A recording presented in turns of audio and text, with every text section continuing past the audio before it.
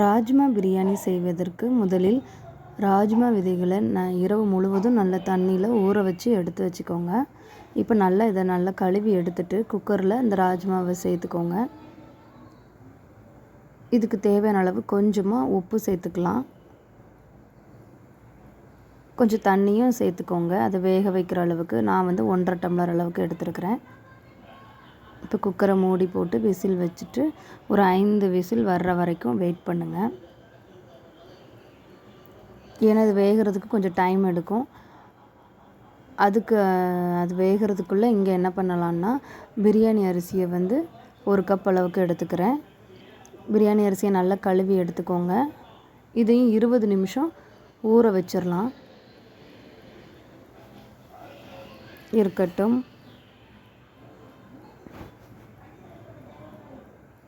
அப்புறமா பெரிய வெங்காயம் கொஞ்சம் கட் பண்ணி எடுத்துக்கோங்க. பெரிய வெங்காயம் ரொம்ப பெருசாக இருந்ததுன்னா 1, சின்னதுன்னா 2 போட்டுக்கோங்க. 2 தக்காளி, ஒரு 4 பல் பூண்டு, அப்புறம் ஒரு 2 இன்ச்சு அளவுக்கு இஞ்சி சேர்த்துக்கோங்க. மல்லி இலை, கருவேப்பிலை, ஒரு பச்சை மிளகாய் எல்லாம் சேர்த்துட்டு இந்த மாதிரி விழுதாக அரைச்சி எடுத்துக்கலாம். இப்போ தக்காளி வெங்காயம் பெருக்கி எடுத்து வைப்பாங்கள்ல குழந்தைங்க, இந்த மாதிரி செய்து கொடுத்தீங்கன்னா எல்லாமே சாப்பிட்ருவாங்க. இங்கே பாருங்கள், ராஜ்மா நல்லா வெந்துட்டு இப்போ குக்கர் வச்சுட்டு அதில் கொஞ்சமாக நெய் சேர்த்துக்கோங்க, கொஞ்சமாக எண்ணெய் சேர்த்துக்கோங்க. அதில் ஒரு பிரியாணி இலை, 2 பட்டை, கிராம்பு, பெருஞ்சீரகம் கொஞ்சம் போட்டுட்டு நம்ம அரைச்சி வச்சுருக்கிற அந்த பேஸ்ட்டையும் அதில் சேர்த்து நல்லா வதக்கணும். பச்சை வாசனை போகிற அளவுக்கு வதக்குங்க. அப்புறம் இதில் கொஞ்சமாக மஞ்சத்தூள், மிளகாய்த்தூள், மல்லித்தூள் சேர்த்துக்கலாம். எல்லாமே ஒவ்வொரு ஸ்பூன் போட்டிருக்கிறேன். இப்போ வேக வச்சு எடுத்து இந்த ராஜ்மா சுண்டலையும் சேர்த்துக்கலாம். சுண்டல் சேர்த்துட்டு நல்லா வதக்கிக்கோங்க. இப்போ தேவையான அளவு தண்ணி சேர்க்கணும். 1 கப் அரிசிக்கு 2 கப் அளவுக்கு தண்ணி சேர்த்துக்கலாம்.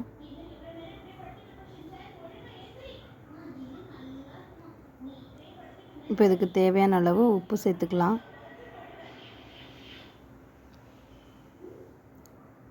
கொஞ்சம் தண்ணி கொதிச்சது டேஸ்ட்டு பாருங்கள், உப்பு காரம் சரியாக இருக்குதான்னு செக் பண்ணிவிட்டு டேஸ்ட்டு அட்ஜஸ்ட் பண்ணிக்கோங்க. இப்போ ஊற வச்ச பாஸ்மதி அரிசி இதில் நம்ம சேர்த்துக்கலாம்.